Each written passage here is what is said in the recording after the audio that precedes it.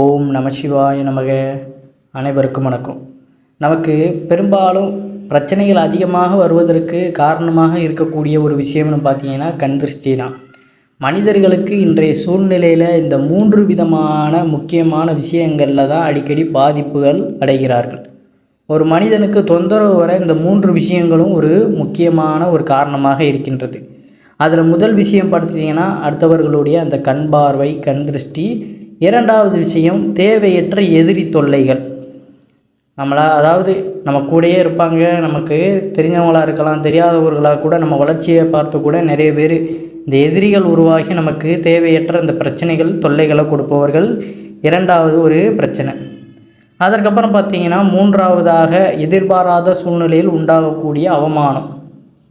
அதாவது நம்ம நினச்சி கூட பார்த்துருக்க மாட்டான், ஆனால் ஏதாவது ஒரு சந்தர்ப்ப சூழ்நிலையில் நமக்கு தெரியாமலேயே நம் மீது வீண் பழி விழுந்து அதனால் நமக்கு அவமானங்கள் ஏற்படும். இது 3மே மனிதனை அதிகப்படியாக பாதிப்படைய செய்கிறது. இந்த பிரச்சனையிலிருந்து வெளிவர தாந்திரிக ரீதியாக ஒரு எளிமையான பரிகாரத்தை தான் இன்றைய பதிவில் நம்ம தெரிந்து கொள்ளப் போகிறோம். அதை தான் இன்றைய ஆன்மீகம் சார்ந்த பதிவின் மூலம் நாம் தெரிந்து கொள்ளப் போகின்றோம். அது என்ன பரிகாரம்? நம்பிக்கை உள்ளவர்கள் குலதெய்வத்தின் மீது நம்பிக்கை வைத்து இந்த ஒரு பரிகாரத்தை நீங்கள் செய்யும் பொழுது குலதெய்வத்தினுடைய அருள் கிடைத்து உங்களுக்கு இருக்கக்கூடிய அந்த கண் திருஷ்டிகள், அவமானங்கள், எதிரி தொல்லைகள் அனைத்துமே பார்த்தீங்கன்னா டக்குன்னு விரைவாக தீர்ந்துவிடும். அதாவது அந்த பிரச்சனைகள் பூராமே உங்களிடமிருந்து விரைவாக நீங்கிவிடும் அப்படிங்கிறதான் நிதர்சனமான உண்மை. அது எப்படி செய்யணும் அப்படிங்கிறத நம்ம முழுவதுமாக பார்க்கலாம். நம்மளுடைய சேனலுக்கும் முறையாக வரவங்க நம்ம சிவன் கோயில் சேனலை சப்ஸ்கிரைப் செய்து வைத்துக்கொள்ளுங்கள். உங்களுக்கு கண் திருஷ்டி பிரச்சனை, எதிரியால் பிரச்சனை, இல்லை கோர்ட்டு கேஸு வழக்குகள், அவமானம், குடும்பத்தில் சண்டை சச்சரவுகள், இப்படி எதுவாக இருந்தாலும் அந்த பிரச்சனைகளிலிருந்து வெளிவர இந்த ஒரு பரிகாரத்தை தாராளமாக நீங்கள் வீட்டிலையே இருந்து நீங்கள் செய்யலாம் அப்படிங்கிறதான். அதை எப்படி செய்யணும் அப்படிங்கிறத பார்க்கலாம். நம்ம சமையலுக்கு பார்த்திங்கன்னா பயன்படுத்தும் மிளகு நம்ம எல்லார் வீட்லேயுமே இருக்கும், இல்லைனாலும் கடையில் வாங்கி வச்சுக்கோங்க. அந்த மிளகுலேருந்து பார்த்திங்கன்னா 48 அப்படிங்கிற ஒரு எண்ணிக்கையில் தனியாக ஒரு வெள்ளை துணியில் வைத்து இடித்து கொள்ளுங்கள். 1 2 இடித்தாலே போதும். நல்லா இடிக்கணும் அப்படிங்கிறதுக்கு கிடையாது. 1 2 பார்த்திங்கன்னா சும்மா இடிச்சுக்கிட்டாலே போதும். அந்த வெள்ளை துணியை இடித்து வைத்திருக்கும் அந்த மிளகுடன் பார்த்திங்கன்னா அப்படியே சின்ன முடிச்சாக கட்டி 1/2 லிட்டரில் பார்த்திங்கன்னா ஒரு நல்லெண்ணெயை எடுத்து வச்சுக்கிட்டு அதில் இந்த இடித்ததை துணியில் கட்டி வச்சுருப்பீங்க பார்த்திங்களா, அந்த மிளகை அப்படியே அந்த துணியை அந்த 1/2 லிட்டர் எண்ணெயில் போட்டுருங்க. நல்லெண்ணெயில் 3 அல்லது 4 நாள் மிளகு பார்த்திங்கன்னா அந்த எண்ணெயிலேயே நன்றாக ஊறட்டும். பிறகு அந்த நல்லெண்ணெயை பயன்படுத்தி வீட்டில் தீபம் ஏற்றி வைக்க வேண்டும். அந்த மிளகனுடைய ஆற்றல் பார்த்திங்கன்னா அந்த நல்லெண்ணெயில் சேர்ந்துடும். மிளகு பார்த்திங்கன்னா பொதுவாகவே அதாவது அந்த தேவையில்லாத எதிர்மறை ஆற்றல்களை பூராமே நீக்க வல்லது. நம்ம வீட்டிற்குள்ள இவ்வாறான எதிர்வினைகள், கண் திருஷ்டிகள் சூழ்ந்திருக்கும் பொழுது நமக்கு இந்த மாதிரியான பிரச்சனை, சண்டை சச்சரவுகள்லாம் உண்டாகும் அப்படிங்கிறது. அப்போ இது எல்லாத்தையுமே நம்ம விளக்கேற்றுவோம், அன்றாட விளக்கேற்றுறோம். ஆனாலும் நமக்கு அந்த பாதிப்புகள் குறையாது அப்படிங்கிற சமயத்தில் இந்த மாதிரி செஞ்சு நம்ம விளக்கேற்றுவது அப்படிங்கிறது நமக்கு இன்னும் மிகுந்த பலன்களை கொடுக்கும் அப்படிங்கிறது தான் நிதர்சனமான உண்மை. வரவேற்பறையில் பார்த்தீங்கன்னா ஒரு தட்டு வைத்து அதன் மேலே ஒரு மண் அகல் விளக்க வைத்து கொள்ளுங்கள். குலதெய்வத்தை நன்றாக வேண்டிக் கொள்ளுங்கள். உங்களுக்கு எந்த பிரச்சனை இருக்கிறதோ அந்த பிரச்சனை உங்களை விட்டு விலக வேண்டும் என்று அந்த வேண்டுதலை மனதார உண்மையோட அந்த பயபக்தியோடு வேண்டிக் கொண்டு நீங்கள் அந்த தீபத்தை தயார் செய்து வைத்திருக்கோம். அந்த எண்ணெயை அந்த அகல் விளக்கில் ஊற்றி திரி போட்டு வேண்டி விளக்கை வரவேற்பறையில் வைத்து விடுங்கள். 1 மணி நேரம் பார்த்திங்கன்னா இந்த விளக்கு எரிந்தாலும் போதும், உங்கள் வீட்டில் இருக்கும் கஷ்டம் வெளியேறிவிடும். இந்த விளக்கை காலை அல்லது மாலை உங்களுக்கு நேரம் கிடைக்கும் பொழுது வீட்டில் ஏற்றலாம். முடிஞ்சளவு பார்த்திங்கன்னா காலை நேரத்தில் எல்லோரும் வேலைக்கு அது இதுன்னு போயிட்டுருப்பாங்க. அதனால் ஏற்றுவதற்கு, அதாவது நிதானமாக ஏற்றுவதற்கு முடியாது. அடுத்து வேலை பார்க்கணும் அப்படி இப்படின்ட்டு நம்ம ஓடிக்கிட்டு தான் இருப்போம். அதனால் சாயங்கால வேலையில் 5 மணிக்கு மேலே இல்லை 6 மணிக்கு, 5 மணிலேருந்து 6 மணிக்குள்ளாக இந்த விளக்கை ஏற்றி வைத்து விடுவது மிகவும் ஒரு சிறப்பு வாய்ந்தது. மிளகு எடுத்துக்கோங்க, கருப்பு மிளகு ஒரு 48 மிளகு தனியாக எடுத்து வைத்து கொள்ளுங்கள்.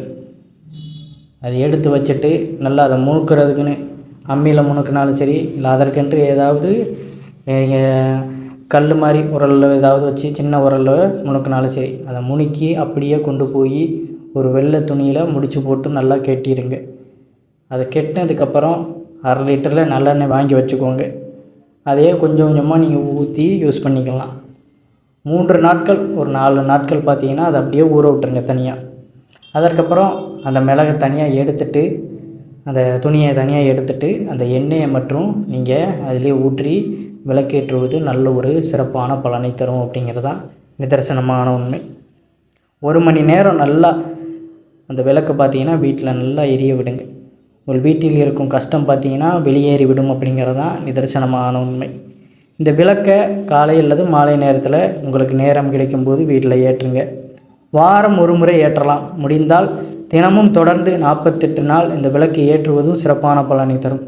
அதாவது ரொம்ப அளப்பரிய கஷ்டம் இருக்கிறது, சீக்கிரம் அந்த கஷ்டங்கள் எல்லாம் சரியாகி குடும்பத்தில் நல்ல ஒரு மகிழ்ச்சி உண்டு பண்ணணும் அப்படிங்கிற பட்சத்தில் 1 மண்டலம் இந்த 48 நாட்கள் நீங்கள் தொடர்ச்சியாக ஏற்றுவதும் உங்களுக்கு கூடிய விரைவில் நல்ல பலனை கொடுக்கும் அப்படிங்கிறதான் நிதர்சனமான உண்மை.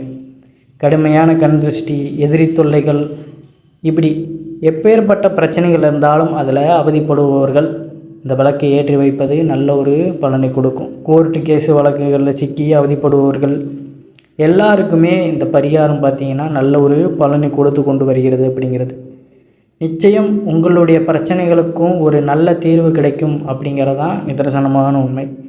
நம்பிக்கையோடு உங்கள் குலதெய்வம் எதுவோ இல்லை இஷ்ட தெய்வமோ எதுவாக இருந்தாலும் சரி, அந்த தெய்வத்தை முழு பிரார்த்தனை செய்து கொண்டு பயபக்தியோடு நீங்கள் இதை ஏற்றும் பொழுது நல்ல ஒரு பலனை உங்களுக்கு கூடிய விரைவிலேயே அந்த இறைவன் கொடுத்து விடுவார் அப்படிங்கிறதான் ஒரு மறுக்க முடியாத உண்மை. நம்பிக்கையோடு செய்யணும். எது செய்ததாக இருந்தாலும் முதல்ல அந்த இடத்துல நமக்கு நம்பிக்கை வந்து விடணும். ஏன்னா நமக்கு பிரச்சனைகள் இவ்வாறு நிறைய இருக்குதுன்னு தெரியும். அப்போ அந்த பிரச்சனைகள் எல்லாத்தையும் சரி பண்ணுவதற்கு ஏதோ ஒரு வழியை நம்ம தேடிக்கொண்டு தான் இருப்போம். வீடு ஃபஸ்ட்டு பார்த்திங்கன்னா வீடு சுத்தமாக இருக்கணும். அதற்கப்புறம் அந்த இடத்துல இறையாற்றலில் நம்ம பெருக்கணும். இறையாற்றல் வீட்டில் மிகுதியாக இருந்தாலே துஷ்ட சக்திகளுக்கு அந்த இடத்துல இடம் இருக்காது. நம்ம வீடை சுத்தம் இல்லாமல் வச்சுருக்கோம், பூஜை புனஸ்காரங்கள் ஈடுபடாமல் இருக்கும். இப்படி இருந்தாலே நம்ம கண்ணுக்கு தெரியாத கண் திருஷ்டிகளாக இருக்கட்டும், எதிர்வினைகள் நம்ம கண்ணுக்கு தெரியாமல் நிறைய பேர் நம்ம வீட்டுக்கு வருவாங்க. நல்லவங்களாக தான் வருவாங்க. ஆனால் அவங்களுடைய தீய பார்வைகள் நம்ம வீட்டில் உள்ள எதிர்வினைகளை அதிகமாக தூண்டிவிடும்.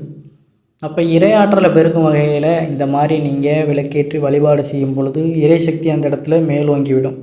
இப்போ எவ்வளோ பெரிய கண் திருஷ்டிகளாக இருந்தாலும் சரி, அது வீட்டிற்குள்ளே வர நினைத்தாலும் வாசல்லையே தடுத்து நிறுத்தி வைக்கப்பட்டு விடும் அப்படிங்கிறது தான் நிதர்சனமான உண்மை. இது எல்லாமே பார்த்திங்கன்னா அனுபவ ரீதியாக நம்ம உணர்ந்த ஒரு விஷயங்களைத்தான் நம்ம பதிவின் மூலமாக சொல்லப்படுகின்றது. நம்ம முன்னோர் வழிகளில் அனைவருமே உணர்ந்து நமக்கான அந்த குறிப்புகளை நமக்கு விட்டு சென்றவைகள் தான். அதில் இதுவும் ஒன்று.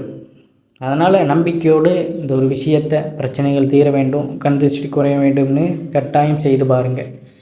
ஏன்னா நம்ம அங்கே போகிறோம் இங்கே போகிறோம் அதை விட்டுட்டு, அதாவது இந்த இடத்துக்கு போங்க ஜோசியம் நம்ம பார்த்தாலுமே அந்த இடத்துக்கு போங்க இந்த இடத்துக்கு போங்கன்னு சொல்லுவாங்க. ஆனாலும் நமக்கு பிரச்சனைகள் இருக்காது.